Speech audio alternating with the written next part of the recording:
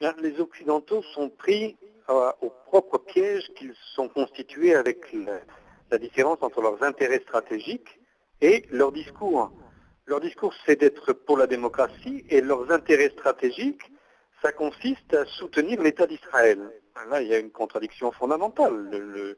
Le sionisme n'est pas compatible avec la démocratie. Et nous le voyons tout de suite, puisque euh, les Occidentaux, d'une manière générale, tout en appelant à l'installation d'un régime démocratique en Égypte, veulent faire barrage à certains partis politiques qu'ils savent majoritaires dans l'opinion publique égyptienne.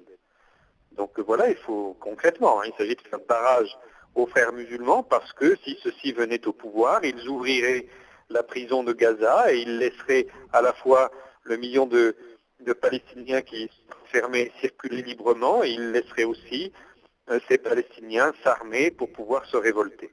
Donc, les Occidentaux sont à tenir un discours incohérent. Nous voulons la démocratie, mais sans élection. Nous voulons la démocratie, mais sans le choix du peuple. Voilà. Donc, il n'y a pas de solution à cette contradiction-là.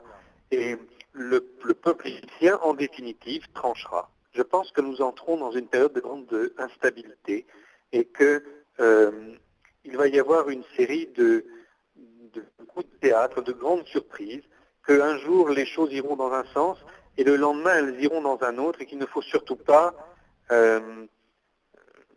prendre immédiatement position dans cette affaire.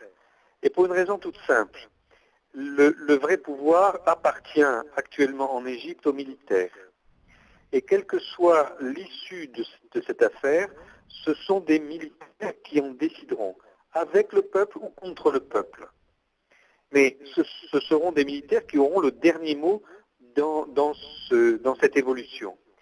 Et lorsque ce dernier mot sera prononcé, ce sera évidemment à l'occasion d'une crise terrible à l'intérieur de l'institution militaire. Les officiers seront obligés de faire un coup d'État contre d'autres. Alors la seule chose que nous pouvons espérer, c'est que, comme du temps de Nasser, les militaires égyptiens prendront le parti du peuple et cesseront la collaboration avec le système impérial.